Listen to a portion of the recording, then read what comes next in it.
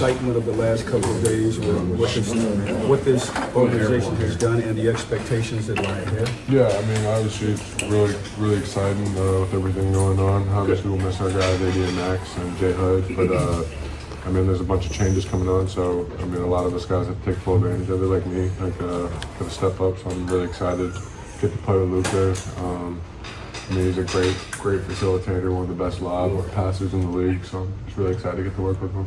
When you're a young player in this league, I'm sure you have expectations for yourself that maybe it'll be easy right away, but for a lot of people, it's about situation and opportunity. This seems like a great opportunity and a pretty great situation for you. What do you see for yourself and what's ahead of you? The same. I mean, you obviously, like wherever you are in the NBA, you got to try to make the most out of it, try to make a name for yourself. But I mean, like, obviously, like there's better fits for better players, and I feel like, I mean, personally, I feel like this might be one of the best fits, like team-wise, for guys for me to play with personally. I mean, it's just me selfishly speaking. So I mean, I'm really excited about it and just really excited to get to work. Jaxson, Rob Blinky yesterday admitted that on one hand, Lakers need some depth at the center position, but on the other hand said the trade market for bigs is dry. If they don't make a trade in the next 24 hours, how do you feel the team will be at the 5 position with you there? I feel like we'll be fine.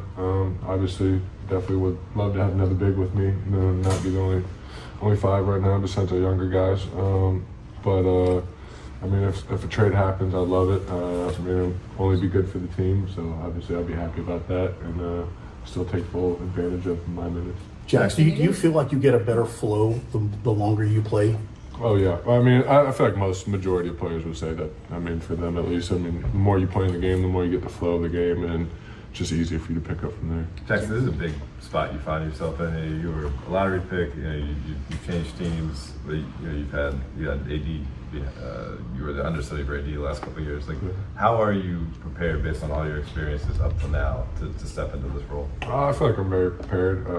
God's blessed me with a bunch of talents and a bunch of abilities, and I'm fully ready to take full advantage of it. And blessed me with this opportunity now with the new team and with all the new guys, and so just ready to take advantage of it. I think there are 6 guys on this roster now that at one point were teammates with JJ. Yeah.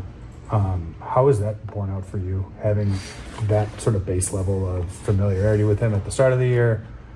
Has it made it easier to take hard coaching from someone who you shared a locker room with? For sure. I mean, my rookie year, I was with JJ, obviously, and he was the sole, I mean, not the sole vet, but he was the main vet of the team.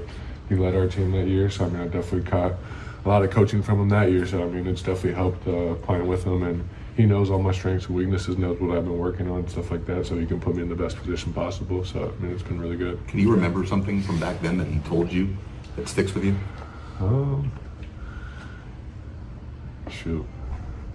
Best one? I mean, I can't say all of the stuff that he told me. I was going to say, let's get to the good stuff. The clean stuff.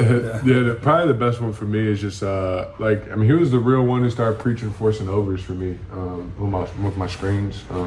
Obviously, JJ was an amazing shooter, and I played a lot of 2-man with him when I was in New Orleans, and so just like forcing the over, he'd always talk to me, force the over.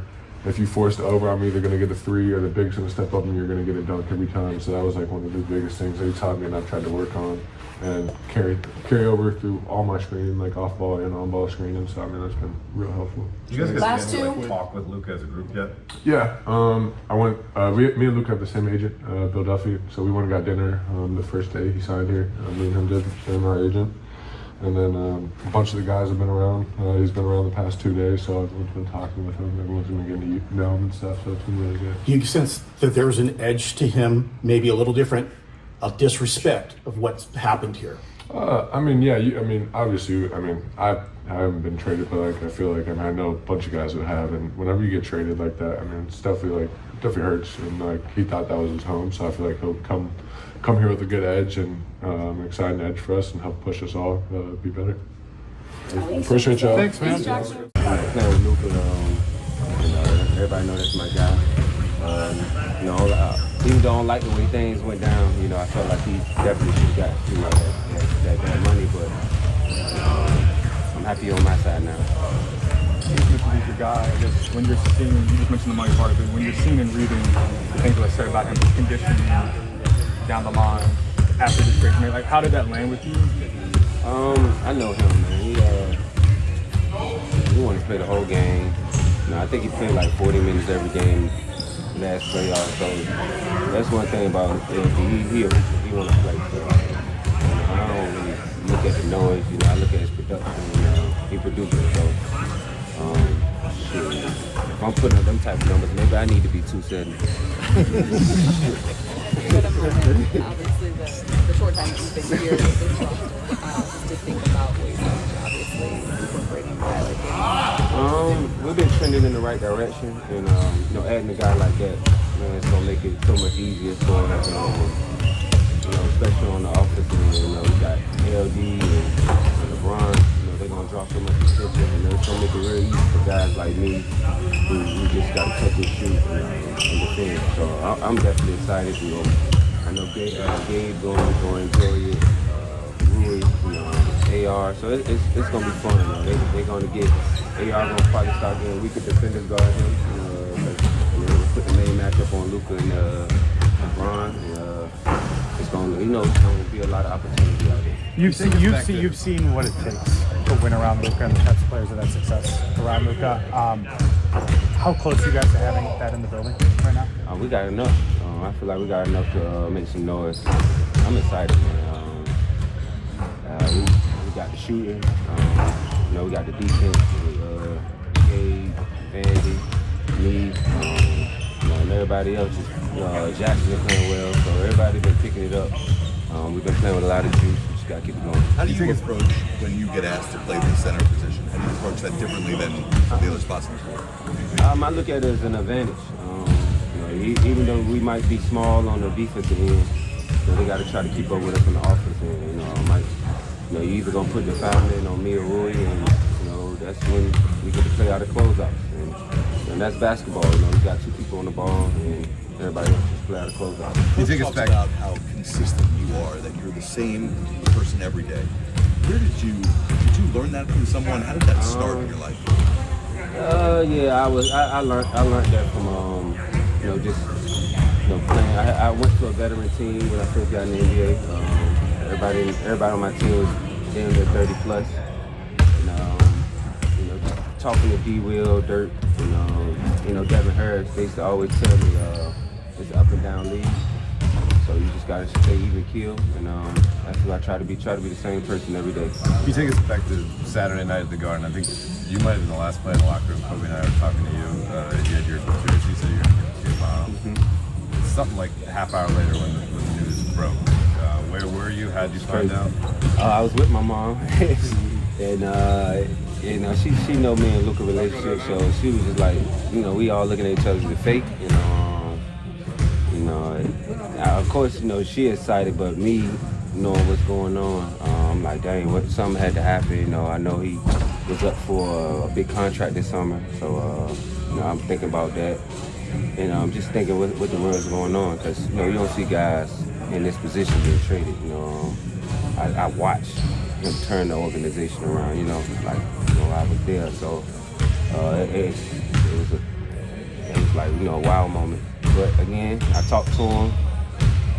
He was a little shocked, still in disbelief. But when I seen him, he was smiling from ear to ear. Luka back, being him. So I know he's excited. Having heard you talk about your mom, having heard you talk about your mom a couple times, what was her reaction? Like, what did she say? Oh man, she was happy, because she that's somebody comfortable that I'm with, somebody that who'll get on me if I'm turning down shots or I ain't playing with confidence on that end. Luka, one of them guys that he'll get on me and tell me, shoot the ball when you're open, or be you.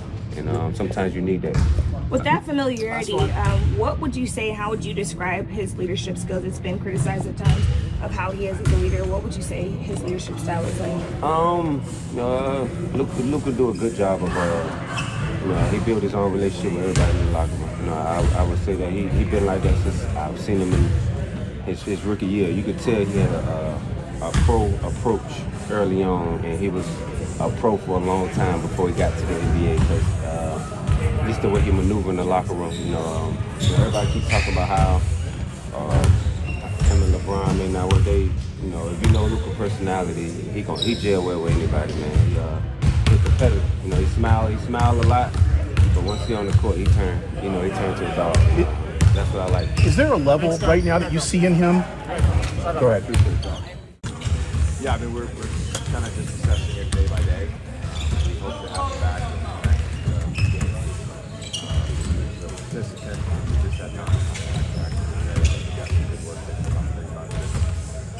And he'll have a stay-ready game at some point. And over the next two days, Thursday, Friday, we'll have more opportunities to play live basketball. And then we'll make a decision on Saturday. If it's not Saturday, hopefully it's Monday. But again, those decisions on Saturday will be made on Saturday. How do you do today? In non-contact basketball? It seems like Luka. Slow. He doesn't seem to work out. He looks like Luka. JJ's a guy that eats and sleeps basketball. This opportunity to coach LeBron and Luka at the same time, I mean, how much does that kind of make your mouth water, I guess? I would say that, the position I'm in general is a pinch me every day moment, and I've really just focused on the day and getting to coach LeBron, getting to coach AD was incredible, and has been incredible, and now having Luka, just another sort of pinch me moment, and don't take it for granted. Very grateful for this opportunity to be the head coach of the Los Angeles Lakers. JJ, podcast, you can reference LeBron and Luka as supercomputers. Yeah. Having two of those guys out there offensively, what can that do in terms of an offensive ceiling and just unlocking the playbook? Yeah, I think the tactical nature of what we are trying to do and what we've been trying to do lately, it goes to a different level as you add Luka. And now having three guys that can really create for themselves and for others with Luka, LeBron, and AR, I would expect our offense to be able to generate good stuff. Just a learning curve or just process for a guy like Luka coming in and learning your style, etc. But someone who's been around for a day. Yeah, I think the biggest learning curve will just be in language, like we were joking earlier about follows and chases and touches. What is it? That's the biggest thing. He knows basketball. He knows at a high level. We use a lot of the concepts that he used in Dallas, which a lot of teams use. Where we haven't reinvented the wheel or anything. But I think just to build on the point, we are trending in the direction of playing really intelligent offensive basketball, and then you add it with a supercomputer on the court, and you see everything, and it's seen every cover, and it's seen every defense. It adds another layer. JJ, how viable is it for you guys to go the rest of the season with Jaxson as the only roster true center? Is that a viable path? Or could you anticipate either be a trade or be a converting a two-way player that you guys will need someone else? Yeah, again, we're looking at stuff, and we're going to try to make the team better. Have confidence that it ends up being Jaxson and our two ways and our small ball lineup. We can figure it out. How is Christian walking? Is he progressed at all?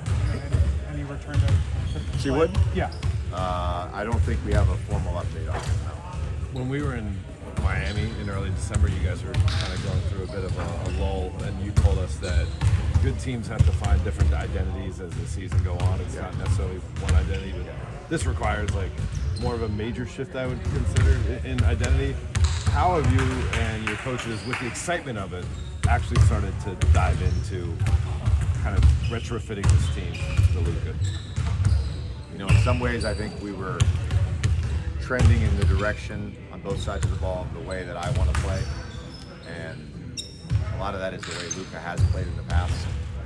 I think part of identity is not just how you play in terms of X's and O's and schemes and all that stuff. It's also being monsters on the court, killers, and I think the addition of Doe, having Vando back, Gabe, obviously LeBron, that is becoming our identity, and Luka's a killer, and that probably excites me more than running a ram pick and roll. I was speaking to a player yesterday, and they kind of pointed to Dorian's arrival as like a real moment where an identity did shift. Like the numbers are what they are. Obviously, he shoots the ball some nights, some stretches. But like, how does he change your guys' floor just with his like sort of intangible elements that he brings? Yeah, he's a winning basketball player. Scotty actually showed a great clip this morning of our defense to offense last night. He had a sandwich block out on Zubats and didn't get the rebound, but we were able to secure the rebound. Sprinted the floor, drew Kawhi. We had a man down on the other end. Rui gets the ball, drives in, scores the layup. So Doe doesn't get anything in the box score, but we got the rebound because of Doe, and we scored because of Doe. And that's one example. There's numerous examples every time he's on the floor. He's just a winning basketball player. He makes winning plays. Before you became the Lakers head coach, what were things you admired about Luka's game, and now as the coach, excites you about being able to coach those particular games or have a favorite? All of it. All of it. Going, yesterday, you guys would be short in the elbow. You know what? Play that bridge stick on me. You ran Bourne's flare into a flex. Ron found Rui in the corner. Rui was supposed to be in the dunker spot, but just kind of going after that. With Bron being able to play through the elbow and Luka's posting up ability, can you foresee Luka being able to play at the elbow? A spot that he's not really playing at, but I feel like he could play there, especially with the way he can post up and his ability to.